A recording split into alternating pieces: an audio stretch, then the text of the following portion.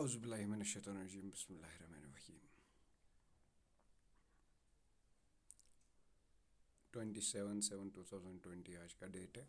आज हमें पढ़ना है फॉरेस्ट ट्रांसफॉर्मेशन इन जावा। कल हमने पढ़ा कि कैसे कम्युनिटीज़ को ख़त्म किया गया इंडिया में, कैसे बस्तर विलेज से दुर्वास ने रेबेल का रोल इख्तियार किया, कैसे उन्होंने जीत हासिल की और कैसे इंडिपेंडेंस डे के बाद भी, आज़ादी मिलने के बाद भी उन पे कहीं हद तक वो चीज़ें तब भी लागू हो रही थी। आज हमें पढ़ना है फॉरेस्ट ट्रांसफॉर्मेशन इन जावा। मैं आपको बताता चलूँ कि जहाँ पे भी, जिस जगह पे भी इंडिया में या चाहे किसी भी जगह पे वर्ल्ड में ये चीज़ें हुई, ये सब कहीं ना कहीं पे रोल ब्रिटिशर्स का था, डच पीपल का था। जितनी भी खराबी हुई फॉरेस्ट में या फर्टाइल लैंड पे, कहीं पे भी, इंडिया में भी ब्रिटिशर्स ने ही किया, क्योंकि सब ने उनके खिलाफ आवाज़ उठाई। ये सब ब्रिटिशर्स की वजह से हो रहा था। जितनी भी आप हिस्ट्री पढ़ोगे वहाँ पे देखोगे आप कि इंडिया में कैसे ब्रिटिशर्स ने एक्सटेंड किया एनिमल्स को, प्लांट्स को, फर्टाइल लैंड को, रॉ मटेरियल्स को। वैसे ही हम बात करेंगे forest transformation in Java. Java is now famous और as a rice producing island in Indonesia. Java एक आइसलैंड है इंडोनेशिया में, जो अभी के लिए प्रेजेंट के लिए फेमस है राइस प्रोड्यूसिंग के लिए। किसके लिए? वहाँ पे राइस सबसे ज़्यादा प्रोड्यूस होता है। आइसलैंड इन इंडोनेशिया में है। तो आज हम पढ़ेंगे कि कैसे जावा आइसलैंड पे राइस प्रोड्यूसिंग हुई, क्या वहाँ पे पहले होता था, फिर ये कैसे rice producing island in Indonesia का बन गया फेमस आज के दौर में। वही हमें पढ़ना है आज। Java is now famous as a rice producing island in Indonesia, but once upon a time it was covered mostly with forests. अभी के दौर में जावा इंडोनेशिया का सबसे फेमस राइस प्रोड्यूसिंग आइसलैंड है, लेकिन कई सदियों से पहले, कई सेंचुरीज के पहले, ये मोस्टली कवर्ड किससे था? फॉरेस्ट से। इसमें हर्ब्स थे, ट्रीज थे, ये फॉरेस्ट था पहले। The colonial power in Indonesia was the Dutch. और कॉलोनियल पावर किसका था इंडोनेशिया में तब? डच का। डच के लोगों का वहाँ पे क्या था? पावर था उस टाइम पे, उस ज़माने में। तो मैंने आपसे पहले ही कहा, जिस हिस्ट्री में आप कहीं भी पढ़ लो, कहीं ना कहीं कॉलोनियल रूल आपको ज़्यादा से ज़्यादा दिख जाएगा। कॉलोनियल पावर, उनकी सोच की वजह से कितनी डिस्ट्रक्शन हुई वर्ल्ड में या कंट्रीज़ में, ये आप पढ़ोगे, आगे भी पढ़ोगे, पीछे भी पढ़ा हमने, तो ये चीज़ आपको पता चलेगा कि कॉलोनियल पावर में कितना नुकसान उठाना पड़ा एक कंट्री को, वर्ल्ड की डिफरेंट कंट्रीज़ को। And as well as we will see, और हम आगे देखेंगे, there were many similarities in the laws for forest control in Indonesia and India. हम देखेंगे कि जो लॉज इम्पोज किए गए थे इंडिया पे, वही laws forest control laws Indonesia पे भी उन्होंने लगाए थे, सेम थे। कोई चेंज अगर थी, कुछ चेंज हो सकती है लॉज में, लेकिन मोस्टली जो था वो एक जैसा ही था। जैसे हमने देखा कि कैसे उन्होंने एक्सटेंड किया एनिमल्स को इंडिया में, कैसे उन्होंने लोगों को यहाँ पे परेशान किया, कम्युनिटीज़ को चेंज किया, उनकी लैंड को चेंज किया, उनको निकाला वहाँ से, उनसे फ्री काम करवाया, उनको वेजेस नहीं दिए, वो रेबिलियन बन गए। फिर टाइगर्स को यहाँ पे एक्सटेंड ख़त्म ही कर दिया उन्होंने, वोल्वर्स को, लिपर्ड्स को, और कोई स्मॉल स्पेशीज थे उनको तो बिल्कुल ही एक्सटेंड कर दिया उन्होंने, उनका नाम ही नहीं रहा, वजूद ही नहीं रहा इंडिया में। तो वही चीज़, वही फॉरेस्ट लॉज उन्होंने डच में भी, ये इंडोनेशिया में भी इन्फोर्स किए थे। Like the British, they wanted timber from Java. Britishers क्या चाहते थे कि उनको टिम्बर मिल जाए जावा से, क्योंकि वो फॉरेस्ट था। आज तो राइस प्रोड्यूसिंग आइसलैंड है, लेकिन तब के टाइम पे वो घना फॉरेस्ट था।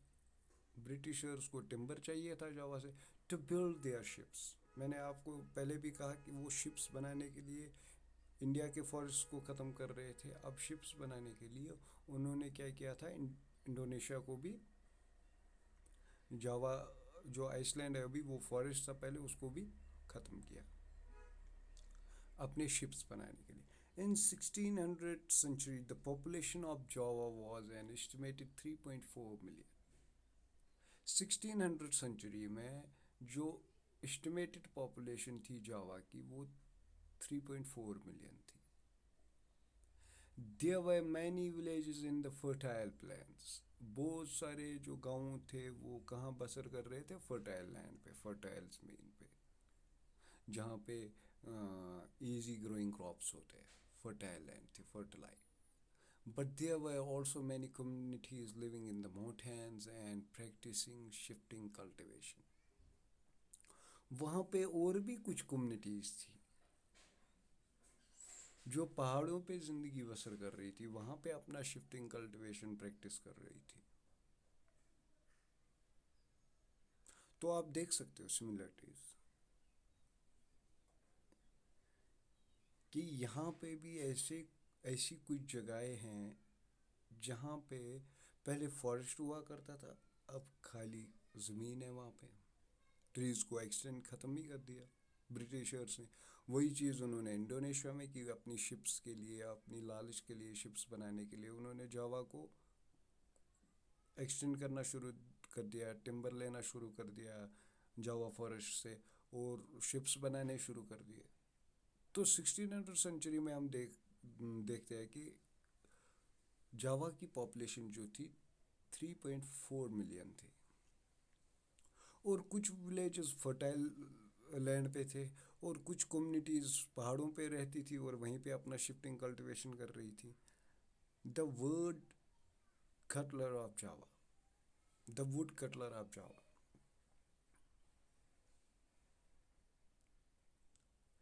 पेड़ काटे गए इंडोनेशिया की जो अभी आइसलैंड है प्रेजेंटली में। The Kalangs of Java were a community of skilled forest cutters. जो ये एक कम्युनिटी है कलंगास, जावा में रहते थे और माहिर थे फॉरेस्ट कटलर्स में, पेड़ काटने में स्किल थे, मीन्स माहिर थे, महारत हासिल की थी उन्होंने इस चीज़ में। एंड शिफ्टिंग कल्टिवेटर्स, और स्किल थे शिफ्टिंग कल्टिवेशन में। They were so valuable that in 1775 when the Mataram kingdom of Java split, the 6,000 Kalang families were equally divided between the two kingdoms. ये इतना मायने रखते थे कि 1775 में जो माताराम किंगडम था उन्होंने 6,000 कलांग फैमिलीज़ को, इतने वैल्यूबल थे, इतने ज़रूरी थे कि कोई होता है ना, कोई इंसान आपके लिए बहुत महत्वपूर्ण होता है, इम्पोर्टेंट होता है। ऐसे ही ये कलांग फैमिलीज थे, स्किल्ड थे, ये वुड कटलर्स थे, ये शिफ्टिंग कल्टिवेटर्स थे, ये स्किल्ड थे, अपने काम में माहिर थे। तो 1775 में जो माताराम किंगडम था उन्होंने स्प्लिट किया, इनको दो हिस्सों में बांट दिया कलांग फैमिलीज को, कि इनको इक्वली डिवाइड किया गया दो किंगडम्स में। Without their expertise, it would have been difficult to harvest teak and for the kings to build their palaces. इसलिए किया गया कि जो महाराजा थे उनके, जो किंग्स थे उनके उनके लिए बहुत मुश्किल हो जाता अपने लिए पैल्स बनाना। लेकिन ये पॉसिबल तब था जब कलंग्स की कम्युनिटी को डिवाइड किया गया, क्योंकि वो स्किल्ड थे, वो बनाने में भी माहिर थे, फॉरेस्ट काटने में भी माहिर थे, शिफ्ट कल्टिवेटर्स थे वो। तो उनके लिए मुश्किल था एक तो हार्वेस्ट करना टीक को किंग्स के लिए, और अपने लिए पैल्स बनाना। तो उन्होंने किन को डिवाइड किया, दो किंगडम्स में किन को बांट दिया, कलांग्स को। 3000 एक किंग ने रख दिए, 3000 दूसरे किंग ने रख दिए, ताकि उनके लिए काम आसान बन जाता। When the Dutch began to gain control, जब डच के गवर्नमेंट ने, डच के कॉलोनियल रूल ने, जब कॉलोनियल रूल था डच का, उन्होंने जब आहिस्ता आहिस्ता धीरे धीरे कंट्रोल करना शुरू कर दिया फॉरेस्ट्स पे, लोगों पे, इन द 18th century, 18वीं सदी में, they try to make the Kalangs work under them. उन्होंने कोशिश की कि हम कलांग्स को अपने अंदर काम करवाए। इन 1770 1770 में वो कोशिश कर रहे। 1775 में जो किंग्स थे उन्होंने क्या किया कि उन्होंने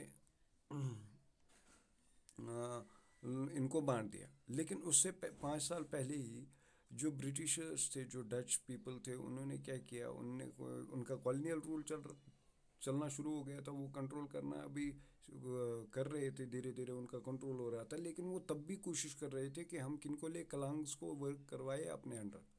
the Kalangs resisted by attacking a Dutch fort zona.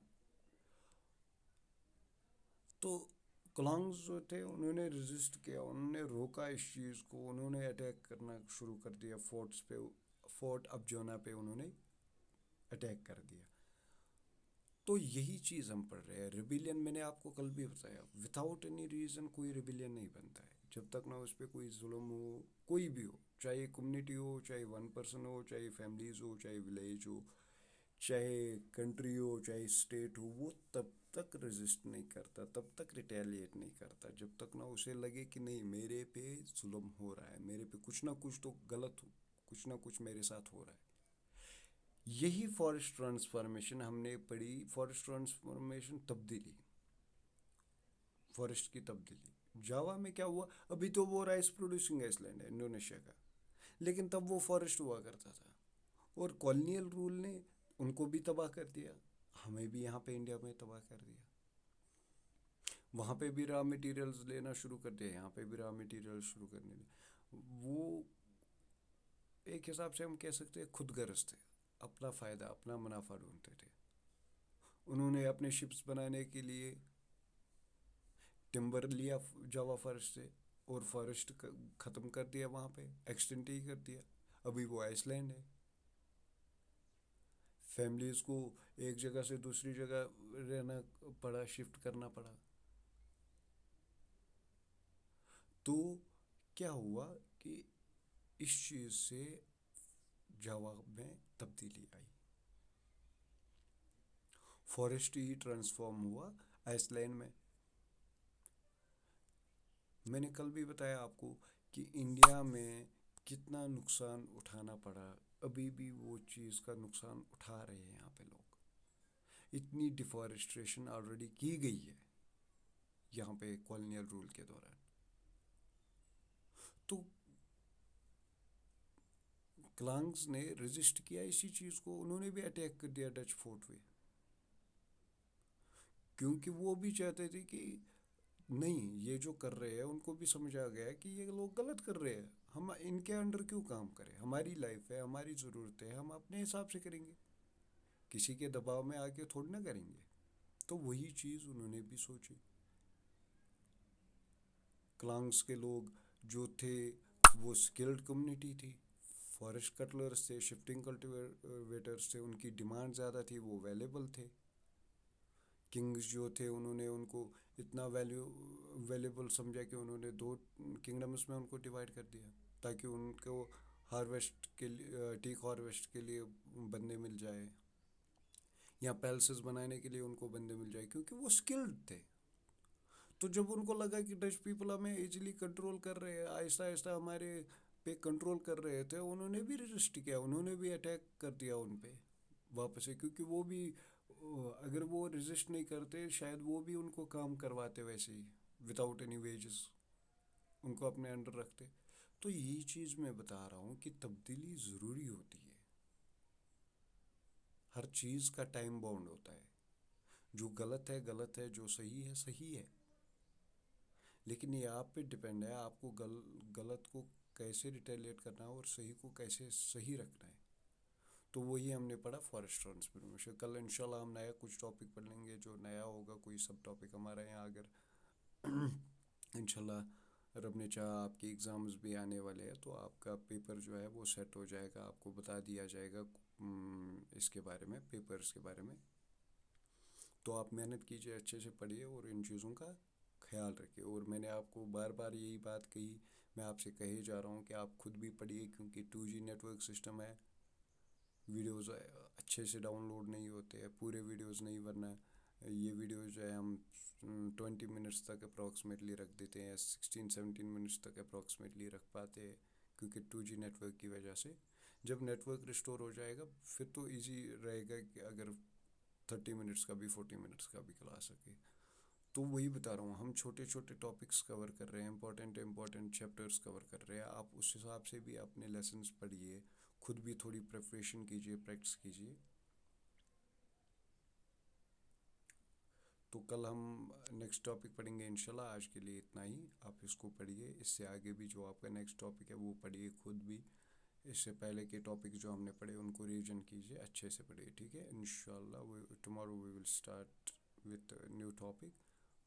God bless you, take care of your self.